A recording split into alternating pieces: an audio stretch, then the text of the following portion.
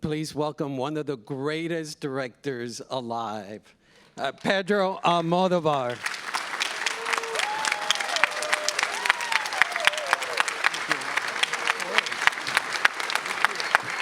Thank you, Carla. Thank you so much. Thank you, thank you.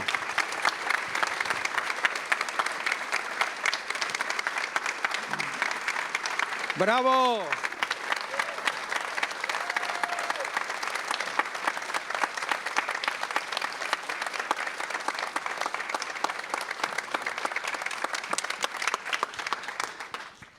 What an honor to have you here, Pedro. Excuse me? What an honor to have you here, Pedro. Oh, for me, it's also an honor to be here in front of you and of these wonderful people. You are a wonderful audience. You know. Really, I mean, this is everything that one director can demand. So thank you for coming. I just saw the last scene again, and the look of that 2-year-old daughter and the convergence of the past, the historical truth, the personal truth, the past, the present, the future, what she represents is such a beautiful visual. How did that come about? Yeah, you know, that close-up of the little girl, it was very important for me. But it is very, very difficult to work always with girls of less than 2 years old. So at the beginning, she became a very good friend of Penélope and Milena, and everything was very easy because it was just a baby. But when we shoot the mass graves, the opening of the mass grave, it was at the end, really the last day of the shooting. So that girl, it was like older. So at that moment, she didn't want to act. It was very easy at the beginning, 2 months before, but at that moment, she didn't want. And I was crazy, I was desperate, and we didn't know what to do with her because I need that, because this is, for me, represents something very important, which is, she represents the new generations, the future of Spain, and having the memory of the past. So, it was very, very important. So, fortunately, we have, this is a strange story, but during the shooting, these things happen sometimes. Hubo una chica asistente de dirección. One of the director's assistants. Que había quedado embarazada durante el rodaje, pero había perdido a su bebé también durante el rodaje. Who had become pregnant during the shoot, but had also unfortunately lost the baby during the shoot. Entonces ella se puso en el lugar donde estaban los muertos, los huesos, y empezó a cantarle a la niña pues canciones infantiles que probablemente ella le cantaría a su bebé de haber nacido. So she, in fact, went sort of into the grave and started singing lullabies to the girl who she perhaps would have sung to her own baby. Y de pronto la niña empezó a mirarla completamente hechizada por esas canciones y fue el modo en que conseguimos ese plano en que incluso la niña se lleva el dedo aquí. Es un plano maravilloso, sobre todo porque es una niña de 2 años que incontrolable, pero fue muy mágico poder hacerlo. And so at that moment, the little girl, almost enchanted, started looking down, and we got that amazing shot of her where she almost brings her hand to her face, and it became such a powerful moment in the film. Pedro, in the movie, you deal with historical truth and also personal truth, and they converge cinematically on screen. When did that idea of putting that conflict between those two truths come about? Well, really since the very beginning, because I was very sensitive with this problem of the mass graves in Spain. And I wanted to include it in one of my movies, but I didn't find exactly the script. So when I started writing these parallel mothers, since the beginning, there was, the couple of mothers, and also the historical memory of Spain. Of course, I mean, in the script, I have to create a kind of link between Penelope's character and the past. So, I mean, she's an orphan. She was raised by the grandmother, and the grandmother has 10 years old in 1936 when the Civil War started. So she remembered, of course, that her father was picked up from the dinner just to, I don't know how to say, cavar su propia tumba. To dig his own grave. El personaje de Penélope tiene este legado por parte de la abuela. So Penelope's character has inherited this legacy from her grandmother. Ya que la abuela no llegó a ver que exhumaran aquella mass grave. Because the grandmother didn't get to see the mass grave exhumed. Y justamente a través de este personaje era como yo quería que aparecieran el problema de las tumbas y en relación también a la verdad. So it was also through this character that I wanted this topic of the graves to come through alongside the theme of truth. Digamos que, o sea, la verdad pública, la verdad de nuestro país, en el personaje de Penélope se enfrentaba a su propia verdad, que no era tal verdad, que era una mentira. Y es a través del dilema moral de Penélope cómo yo uno y cómo yo puedo hablar después del asunto de las fosas. Porque ella naturalmente siente una enorme contradicción consigo misma al estar ocultando un secreto tan importante.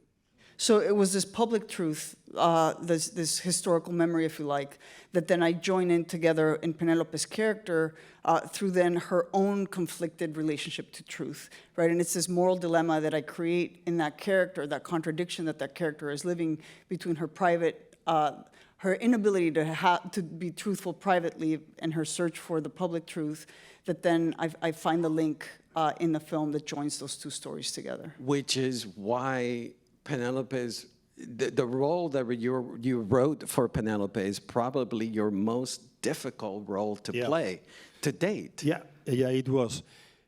I mean, I was conscious since the beginning because I thought about her when I was writing the script, and when I finished, I knew that it was the more complex for him and the more difficult. So I mean, just to find out this kind of problem is just to work. I mean, to rehearse.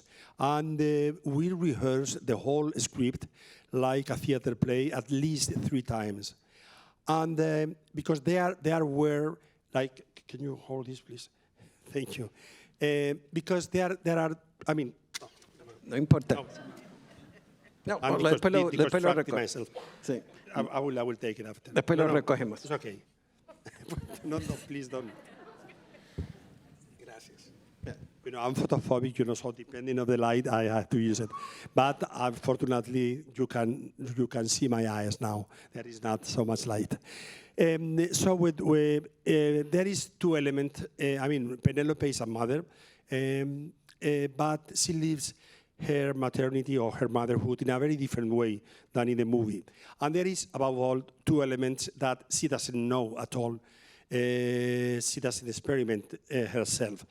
One is the sense of guilt, and the other one is to have like shame of what she's doing. And because when we start rehearsing, she started crying all the time because she was very moved about the sequence and about the story that we were rehearsing.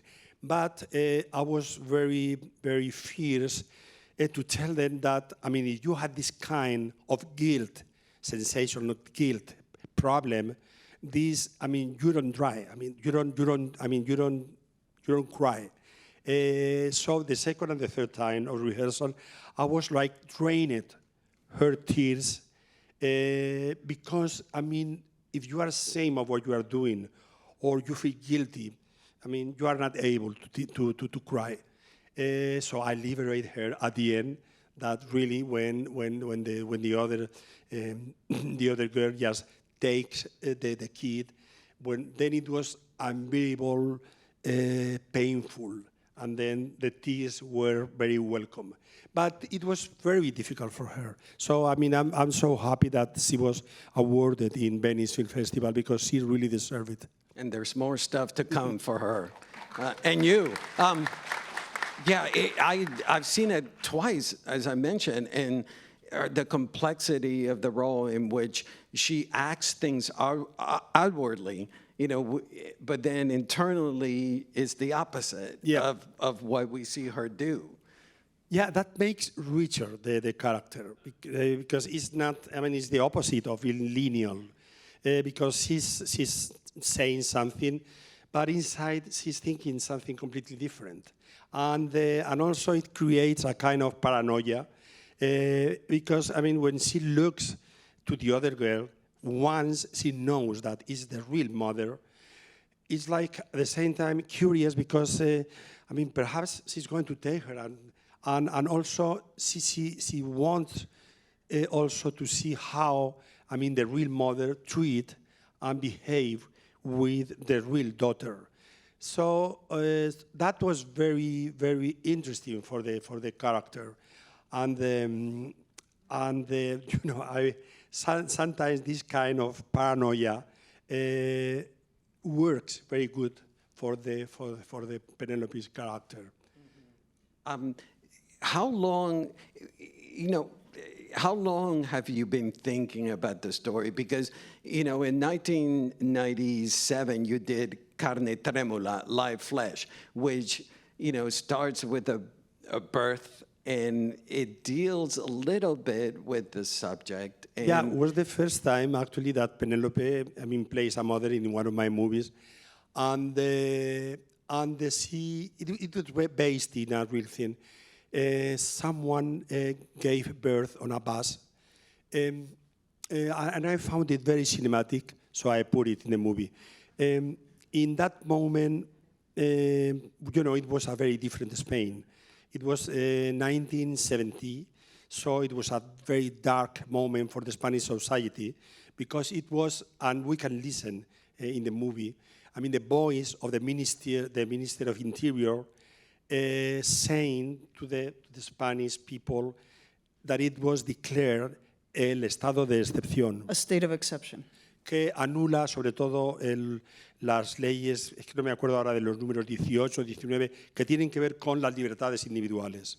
Yeah, that suspends individual liberties, personal liberties. O sea, bajo un estado de excepción pueden llevarte a la cárcel sin darte ninguna explicación. Because during the state of exception, they can take you to prison without any explanation. Yo quería que en Carne Trémula hablar de la España contemporánea de ese momento, enfrentándola a la España de 1970. So in Live Flesh, I did want to talk about the Spain from that moment against the Spain from 1970. Y yo creo que también con esta es la película más explícitamente política que he hecho.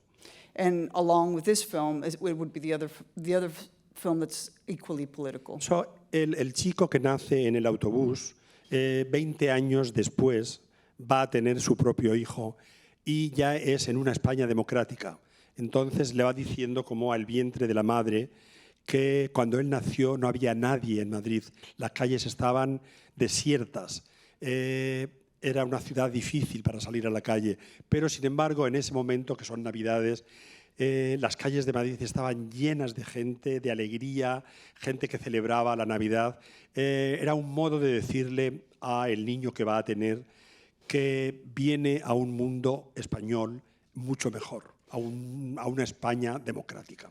So in the case of Live Flesh, for example, the baby who's born in 1970, 20 years later, within the stages of the film, is going to the hospital to have his own child. His wife is pregnant, and they're rushing there, and he's talking to his own kid and saying to him, "You're going to be born on a very different day." And in fact, as we're heading to the hospital, we see that the life in the streets is very different. There's people in the streets, it's joyful, whereas in the scene from 1970, the streets were empty, they were dark, there was no joy.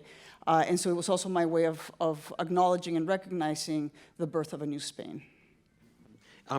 visually, Pedro, your approach to Parallel Mothers, your DP, Jose Luis Alcaine, is phenomenal. Yeah. There's almost like a feel of a thriller to the first half of the film. Yeah. And then the last scene is so striking that feels very sobering. It feels almost like a documentary. Can you talk about your visual approach to the film?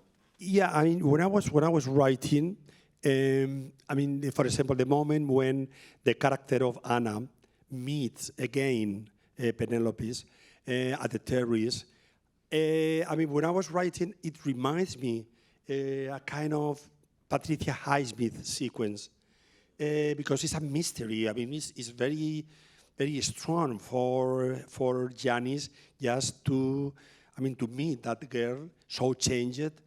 It's like, I mean, she has she's frightened of, she's a dangerous presence. And I mean, all the first months that they live together is a kind of thriller too. I mean, because you don't know if she's going to tell her something, how she's going to react and all that. And it's true that, you know, I used to make genres. Genre. Genre. Genre. Yeah, genre. Well, okay. So really, at the end, I wanted to be very precise about the reality of making an excavation. So really, I shoot it like if it were a documentary.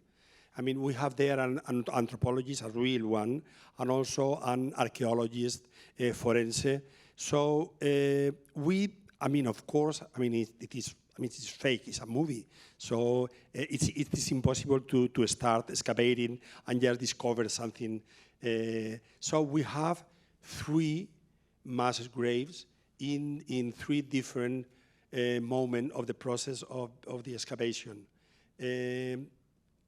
And this is the way that we did. But I always try to make it, because I mean, I feel such a respect about that moment that even, you know, doing this, because it was a movie, so you had to rehearse and also, but we were like concentrated and very moving also. It was also very moving for us and for the extras and for the characters that they were looking at the remains, or that they were fake because it was special effects, but they were so well done that really give that image. So I try to make to be as close as possible to the reality. Mm-hmm. And going back to Alcaine and your work with him, I love the chiaroscuros that the film is shot in. It reminds me of the darkness that Janice is dealing with. And I see the influences of paintings, Velázquez, Rembrandt. You know, can you talk about the visual look of the film? Yeah, I mean, I think Alcaine, Jose Luis Alcaine, the DP, is the last cinematographer that we have in Spain of the old school of cinematography in Spain. So, I mean, think that, for example, he made the cinematography of El Sur by Erice, the South. Mm-hmm. And the 2 movies that Victor Erice did. Unfortunately, he did only 2 because they were 2 masterpieces. And is someone very experimented in analogic way of putting the lights, but also he finished, his work when it is etalonating, and he behaves really like a painter. For me, I worked with him just many times. The first time was in Women on the Verge of a Nervous Breakdown, that have a wonderful light of a comedy. And for me, it's very easy, not only because he's a real master, but he's a very cultivated technician. He's more an artist than a technician. And we can talk about Edward Hopper or Velázquez or different type of painters in terms of lighting. And also, he was very very concerned because the house where, I mean, the home of Janice has like four, I think, I don't know, 3 or 4 windows to a big square. She always was trying to imitate the light of the sun because, you know, this is also a very Spanish light. And he really get it. I mean, you can feel, I mean, this sun of Madrid going through the windows. And also, you know, has something that many DPs, they don't think about. I mean, I always ask him to sacar guapos a los actores. To make the actors look good, to look handsome. Handsome and sexiest. And then if you are not doing El Jorobado de Notre Dame, And unless you're doing the Hunchback of Notre Dame. that you has to be, I mean, the worst Anthony Quinn, I mean, someone ugly and all that. You know, I mean, the actors should be attractive. If there is not a reason, a dramatical reason that they have to be ugly or something. So, and Penélope is always happy when I'm working with Alcaine, because then she's completely secure that she will be very well treated by the lights. Because in general, you know, I mean, the DPs, I mean, create the atmosphere. Sometimes the atmosphere, if the atmosphere is dark or something like that, you know, that kind of lighting is not good for the actresses. It's good for you and for me, because we have a beer, and it's good for male actors, but not for the actresses. So he's very detailed to put another light just specifically for the faces of the actresses. And I really appreciate that. And you too. The characters of Teresa, which is the mother of Ana, and the character of Arturo, in another movie, it just could have been this villainous characters, but there's such complexity to Teresa, who's the third mother. And then Yeah, Arturo. it is the third mother. Yeah, can you talk about developing those two characters and how complex they are? You know, ideologically, I'm in the opposite situation than Teresa. Teresa obviously is a conservative woman, but I, of course, I mean, as a writer and as a director, I mean, of course, I don't judge any of the characters, and I treat her with all my respect, because also it's very hard to be a mother and to realize and also to confess that I'm not like you, Janice. I don't have maternal instinct.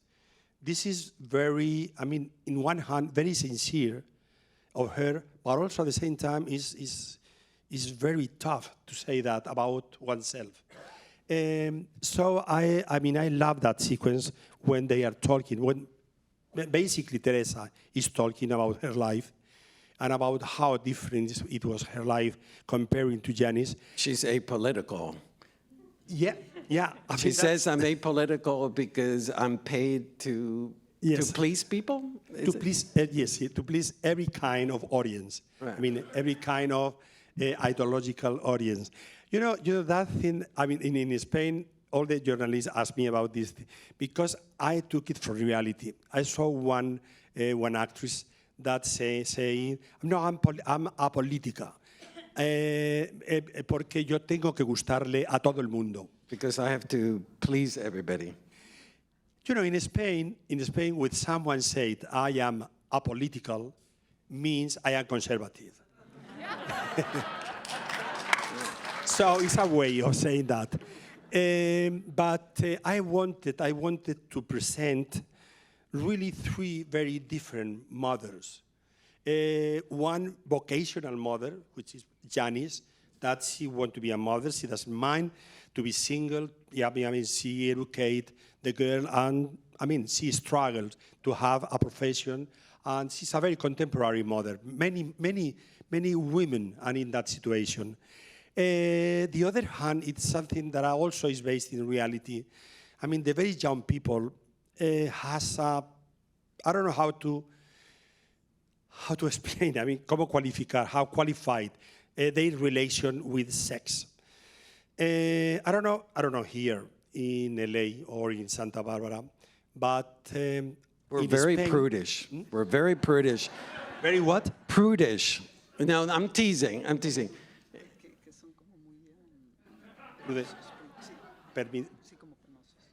Permisivos. No, I was. No, I want to be sure that I understood you, that I understand you.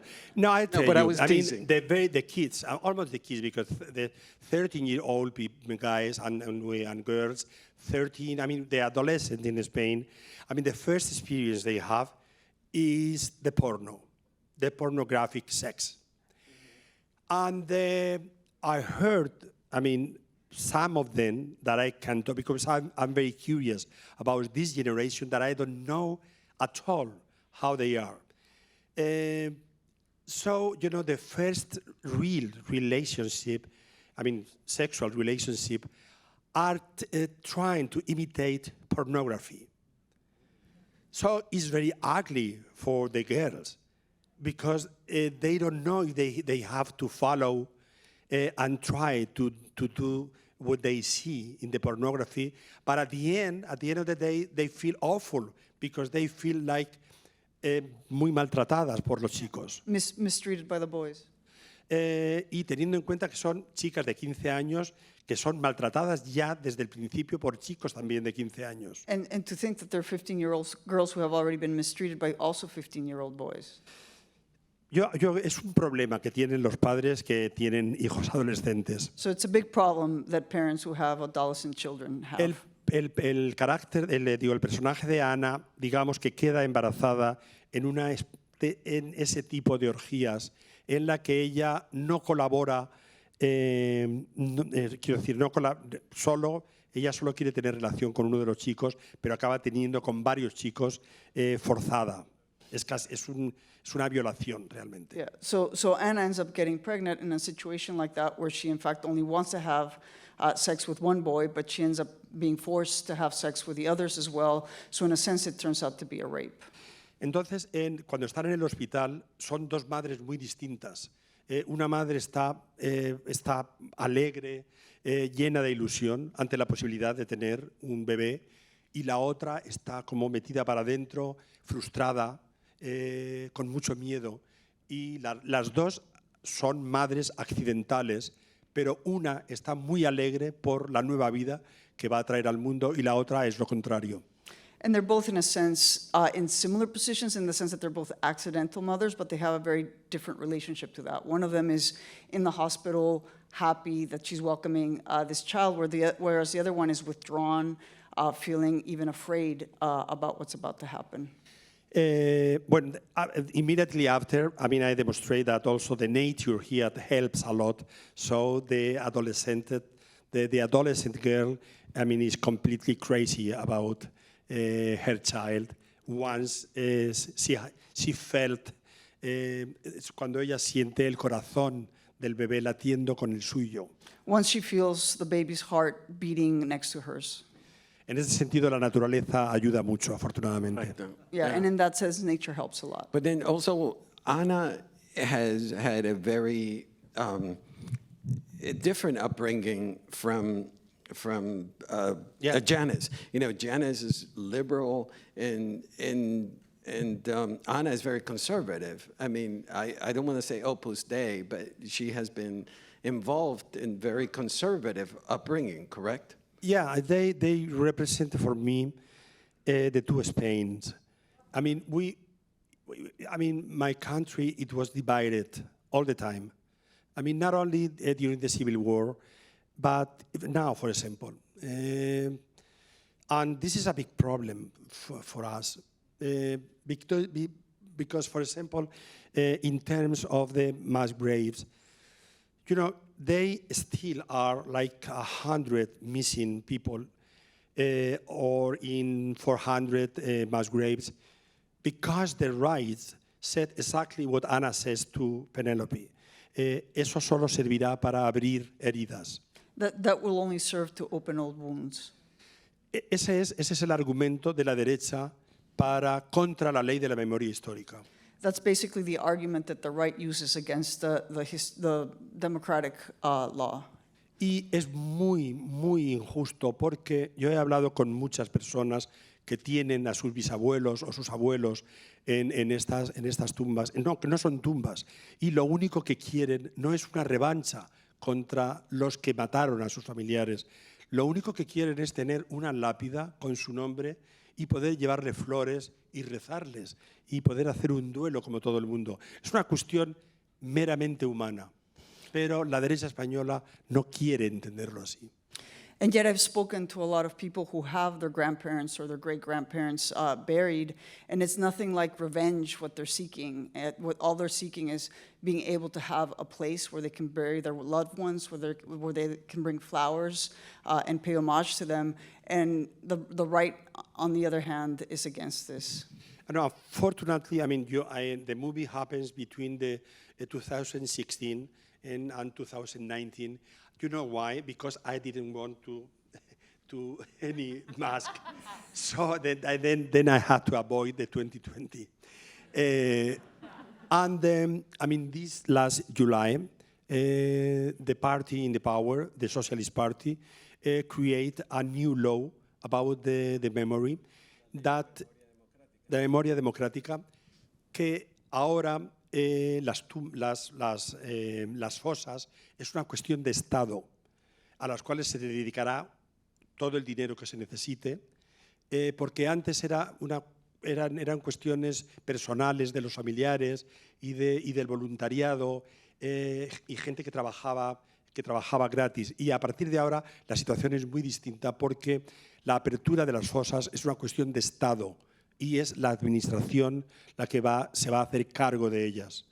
Y esto es un cambio absoluto. Yeah, so the biggest difference that we see now, given the passing of a historical democratic law that just passed in July versus the one that existed before, which was a historic memory law, has to do with the fact that the state is now in charge of exhuming the graves and bringing the financing, if you like, for that process, whereas beforehand it was left to private interests or NGOs or people who just volunteered to exhume the graves. So it's a big change that we're going to see coming. I have to ask you, Federico Garcia Lorca is one of the greatest poets and playwrights in history, and he was killed during the Franco years, and he was buried in a mass grave. We still don't know where he was buried. You mention him in the movie, and you allude also to his play Doña Rosita, the spinster. And what blew my mind is that Doña Rosita, the play, deals with history as well and the passage of time. You know, can you talk about the usage of Doña Rosita and Lorca? It was completely intentional because, you know, I mean, talking about the missing people in Spain, I mean, Garcia Lorca, I mean, is the missing one. I mean, and it's really, I feel a kind of shame that we couldn't find it. Well, part of the reason is because the family, I mean, the part of the family that is living now, they don't want, because they say that it's going to be like a parque temático. Like a theme park. But it is a pity because, I mean, perhaps it's the greatest poet that we have in our culture. And it's still there. I mean, buried. They more or less, they know the song. Because, I mean, we all know everything that happened that night. I mean, he was with two novilleros and with one teacher. And when the Falangists came and take them, and, bueno, y los enterraron en un lugar que se conoce en España. And they buried them in a place that's fairly well known in Spain. Y en la elección de Doña Rosita la soltera, que también habla del paso del tiempo. En efecto, yo quería que Lorca estuviera presente en la película, porque si estoy hablando de desaparecidos, él es el gran desaparecido de nuestra cultura.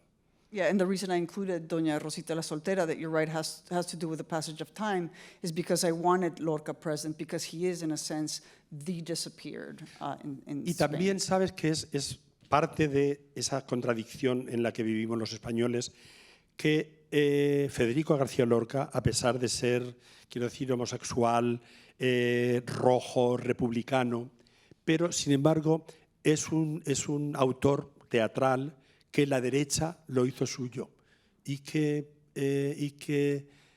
representaron todas sus obras. And so one of the Es una especie de contradicción. One of the great contradictions that we live in Spain is that even though Federico García Lorca was homosexual, he was a communist, he was a Republican, the right has also made them sort of, has embraced him and has represented a lot of his theatrical plays. I mean, like Teresa, you know, is Rosita, and Anne is just performing one Lorca play. Correct. Yeah, well, this is life. That's good. That, you know, this kind of contradiction. It's so rich. Almodóvar, you have such great collaborations. Of course, Penélope, we talked about José Luis Alcaine. I have to bring up Alberto Iglesias, who does your scores, incredible scores. Yeah. And can you talk about, I love the fact that there are moments of great sound and orchestra, but he also is able to create intimate moments with music. You know, can you tell us about working with Alberto? Yo trabajo de un modo muy directo y muy codo a codo con Alberto. I work very directly and very sort of shoulder to shoulder with Alberto. Aunque yo no sé música, pero sí reconozco de inmediato la música que a mí me gusta para acompañar mis películas. And even though I'm not a musician or I don't know music, I do know very well as soon as I hear it, which is the music that I want to accompany my films. Entonces, él suele componer, compone 2 o 3 temas e inmediatamente me llama para que los escuche y los escuche poniendo las imágenes de la película. So, for example, he will quickly compose 2 or 3 themes, and he will call me, and then we will play them against some of the images from the film. And you know, sometimes many times I refuse the themes, and my explanation are, I don't know. I mean, I don't like this note, and I don't like this theme. And he's such a nice guy, without ego at all, that he understands why I say that. He always finds a reason that explains why I refuse something. And I mean, before Alberto, I worked with like 4 other musicians: Ryuichi Sakamoto, Alberto Bonetti, and the Western one, Morricone. and also Ennio Morricone. Ennio Morricone was the score of Tie Me Up, Tie Me Down.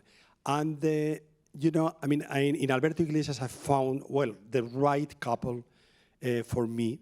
And also, you know, a kind of artist that is very difficult to find because he doesn't try to push anything. I mean, just you have to put this, because that was my experience with Ennio Morricone. I mean, he did the score, and he sent it to me.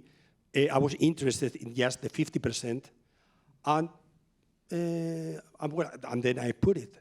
I didn't put, I mean, the themes that I didn't like it, but he didn't mind to do it again, anything.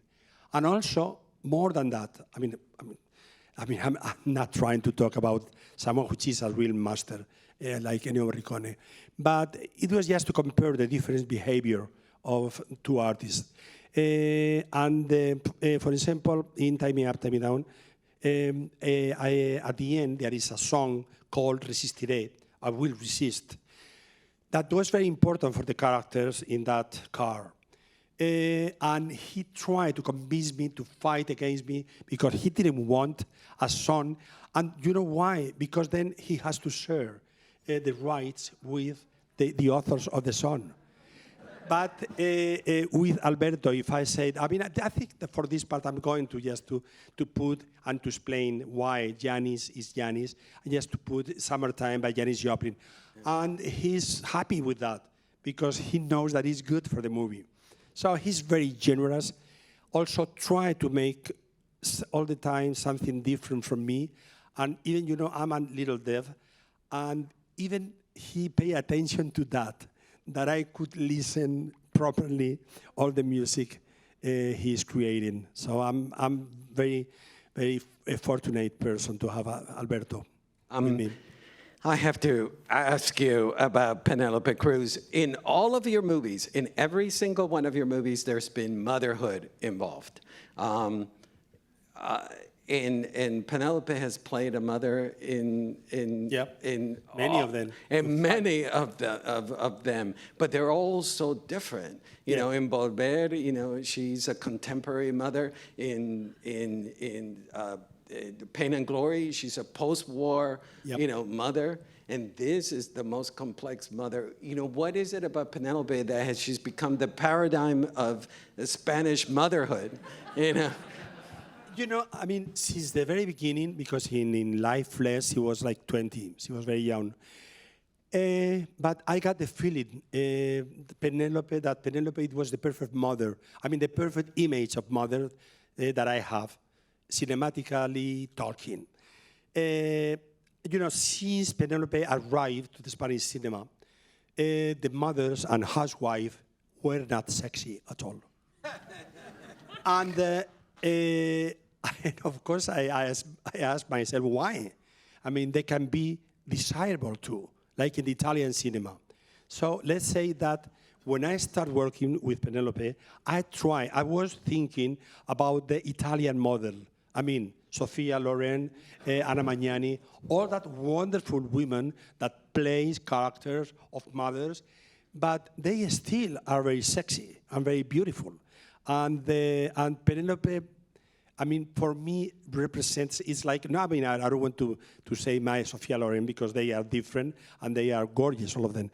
But, I mean, I was trying to imitate these kind of maternal figures that they were in the neo-realism Italian, that we didn't have in Spain. In Spain, all the housewives and mothers, they are cooking all the time, but they are a little fat, with a little mustache, if it's possible, you know, and not desirable at all. But we have to thank Penélope that he changed completely the image of the housewife. And, you know, Pedro, in Pain and Glory, Julieta Serrano is so remarkable. And then in this movie, you know, she plays it's the grandmother, right? Yeah.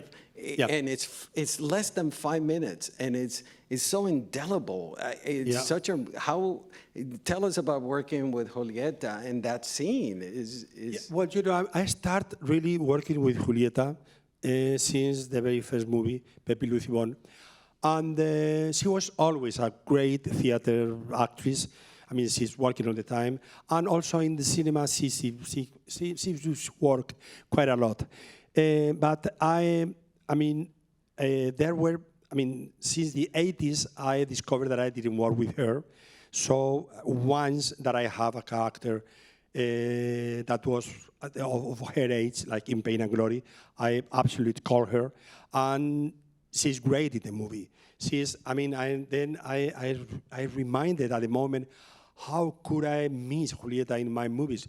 Because, she was so great in Pain and Glory, after I talk about this one. In Pain and Glory that I wrote during the night in the shooting, I wrote 2 more sequences for her because she was so incredible with Antonio that she inspired me. For example, the sequence that happens in the terrace, and also when she said, you were not a good son, that it was very important for the movie.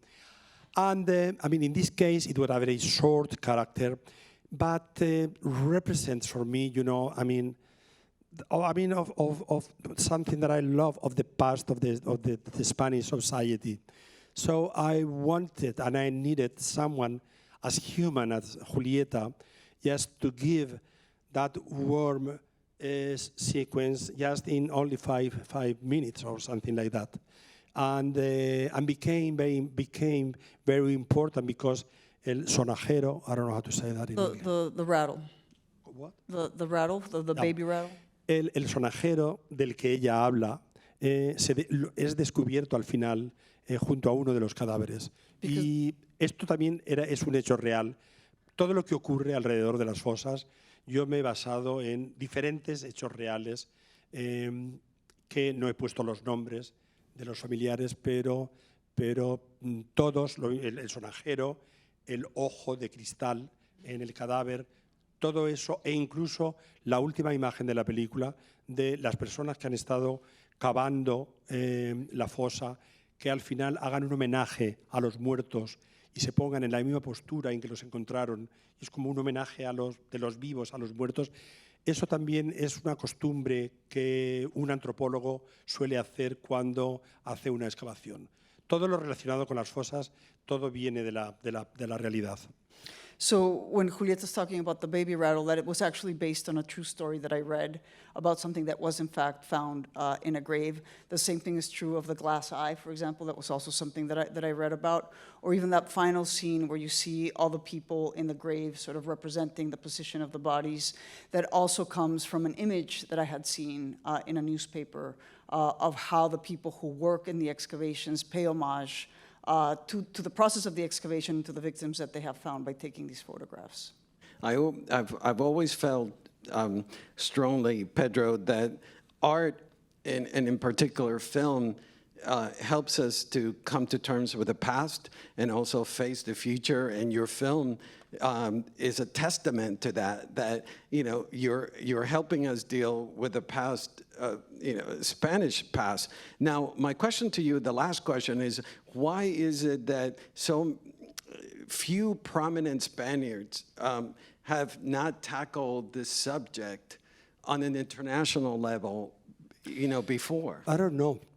I don't know, because it is a real debt that the Spanish society has with the death. I mean, with the victims and also with the families. And I got the feeling that que hasta que no se pague esta deuda, hasta que la sociedad española no pague esta deuda, no podemos dar por terminado ese capítulo horrible de nuestra historia que fue la guerra civil. And I really feel that until the Spanish society doesn't pay this debt, we can't really close that chapter that the Civil War was. Well, thank you so much, Pedro. Oh, thanks to you. Congratulations. What a joy to have you here. Viva Pedro! Thank you.